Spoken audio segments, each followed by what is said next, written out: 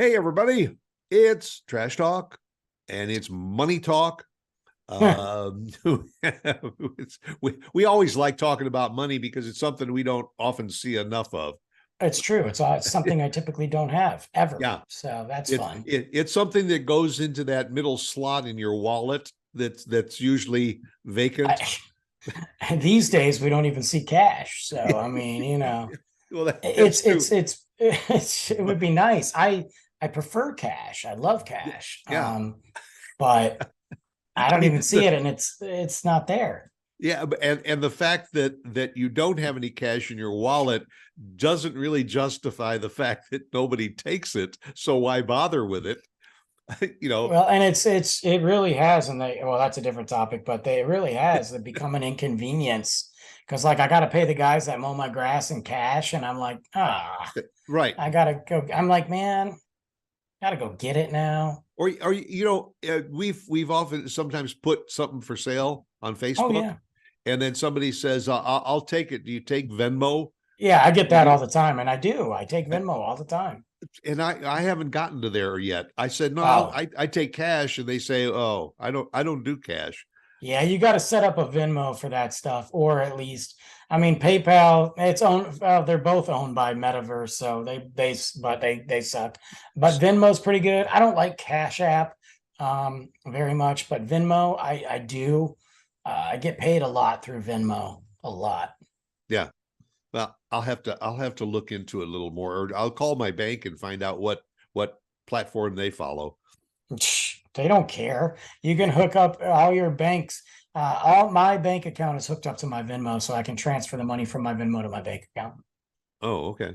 And you can also use Venmo on Apple Pay too if you don't want to like, separate it. Because sometimes I just keep money in my Venmo account and I use my Venmo card just for like spending, so it doesn't interfere with my bank crap. But anyway, So I mean, then the Venmo card is like a credit card or like a debit card. yeah, but you can't. You won't go over, and like you got $30 in there and you spend 29.95, you got 5 cents. Like Yeah. and it's taken everywhere. Like it's contactless and all that. And yeah, I use Venmo quite a bit. I used to get paid through Venmo. I still get paid through Venmo for some of the podcasting stuff I do. The biggest problem though is now, because our lovely government didn't get enough money, they will sit there, and if it's over, I think it's like $600 or something like that, they tax it. You got to claim it. Well, the same thing now. Facebook. If you want to Yeah, sell something on Facebook, they want got it. want to tax it, or they want to get a cut. Everything. That's why we need to hit the lottery. Yeah, that's right. And when I was thinking about this topic, I realized that I would say for a couple of years, I played the lottery almost every week. $10. I would go Okay. down and I buy five $2 scratch offs All and all. And right. you figure $10 a week and everything, I might hit it big. Well, $10 was $40 a month. It was about $400-$500 a year. And in that 2 years, I probably invested $1,000, and I did hit a couple of scratch offs. I think the total was $28. Yeah. So getting $28 on $1,000 investment, I think it was a smart move to just give it up. Yeah, definitely. I mean, I've never hit it big when I play the lottery. I don't really play it when it gets to be that ginormous mega millions. Like, I mean, don't get me wrong, I'll take $1 million. I'm not greedy, but when it gets to be That's the big one, then yeah. I'll buy a ticket, just one, and just, I waste enough money. But I did win on, I played the dailies back in Detroit quite a bit, like once a week or something. And I did win like the 4 digit or 3 digit there, and I think it was like $500. That was the most I ever won from any sort of lottery, not like $1 million. Like $1 million would be nice right now. Yeah. Yeah. And the funny thing is that $1 million is considered a modest win in I today's know. in today's environment. You win $1 million. Really, what can you do with it? You win 5-10 million? Now Yeah. you're talking some breathing room. I think you're smart. I think if you're smart and you get that $1 million, I mean, you're not rolling around like Jay-Z and Beyonce, but you know, you're not in the same conversation. But if you look at that money and you actually do something smart with at least a more than half of it, I think you could be set up for a minute. I think you could be like, nobody Yeah. like, I got $1 million. I'm going to go buy this, $750,000 house, pay for it. Like, no, Right. like, Yeah. but Now what are you going to use to maintain it? right now you got it. Now you're going to be evicted in like 2 weeks. But like, if you got $1 million, like I think about that, I would be lying if I said I'm not going to take a percentage of it and have fun. Right. I'm not talking about going on a trip. I'm talking about like, I'm gonna get a new wardrobe, and I'm not talking like thousands and thousands. Just redo that. I'm gonna buy a car, but my car's not gonna be some, Yeah. whatever. A Porsche No, Carrara. Yeah. it'll be something that's practical that I like. I put a little aside in Luke's savings, and then I'm gonna take the rest and just whatever that may be, and put it in a practical savings account. Let it earn interest. I'm not quitting my job Right. with $1 million. But I've got this, I've got big things that are handled that I think that's practical. I think that's the way to do it with a million. Now you're talking 5, 6 million. I'm gonna blow a million somewhere. I'm gonna go on vacation for like 3 weeks to a month, and I'm gonna do some stuff that that steak is $200. Absolutely. Yeah. But when I And come back, I'm going to go back to that way of thinking and live off that. I always like the guys that win 5 million or something, and they say, "Oh, I'm not going to quit my job. I'm going to give some of it away. I'm give some of it to the church. I'm going to give Sure, some of it yeah. to the homeless shelter. Uh, I'm going to do some philanthropic stuff and everything, and then I'm just going to clock in on Monday morning at work again." Then all of a sudden, when they get the guy is living in Tahiti on the beach in a little Right. that's a place.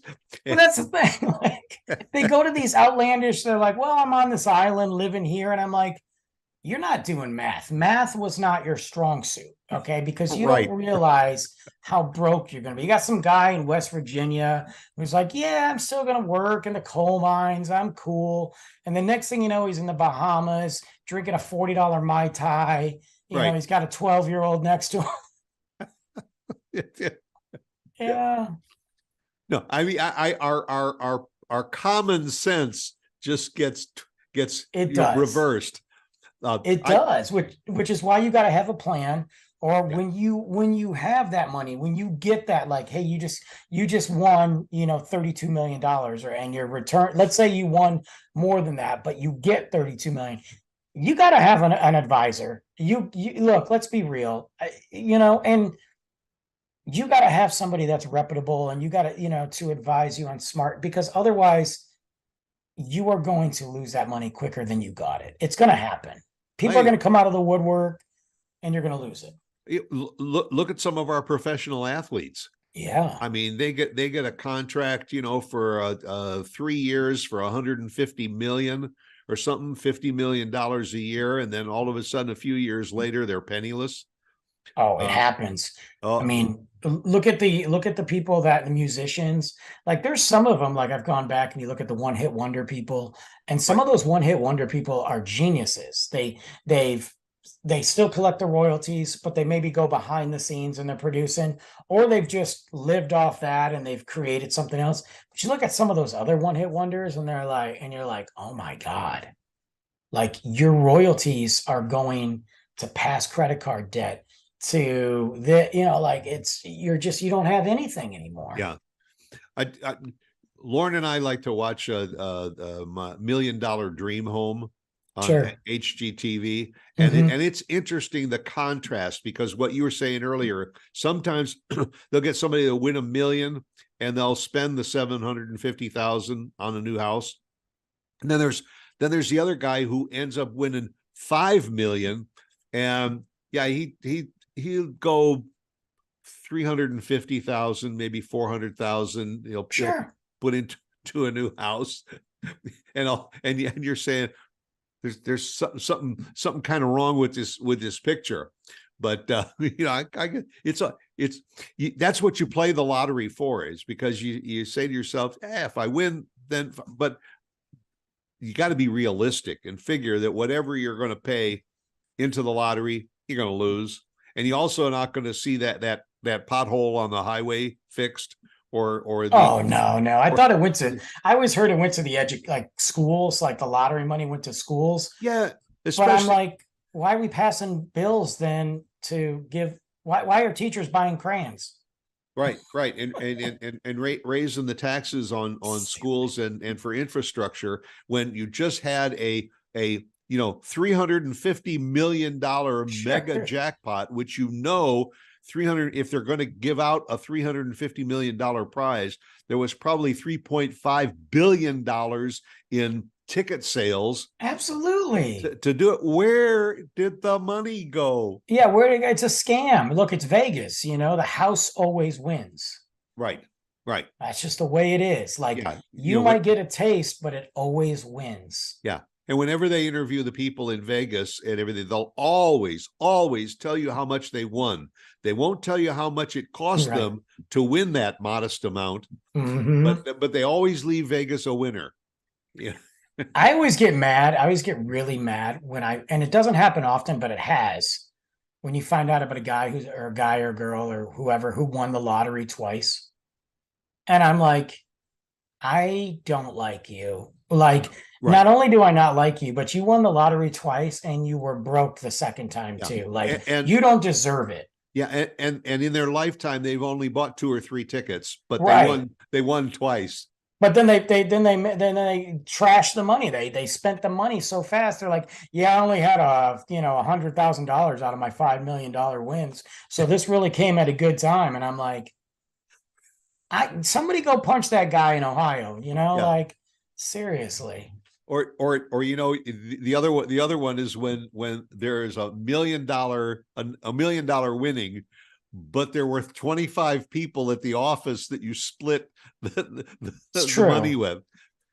I don't care. Look, it's money I didn't have. So that's just give the me thought something. process, is when they win, when somebody wins, they figure, hey, that's newfound money.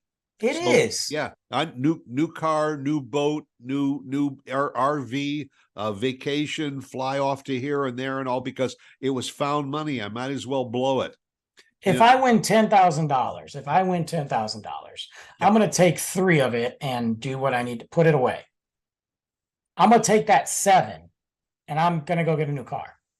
Put that towards my new car. You know what I'm saying? In my car fund. And I know the money's gone, but now I've got a little bit in the bank that's saving, and I got a new car that's going to be, depending on which one I get and what I have already, virtually paid for. So that's a win for me. That's a win.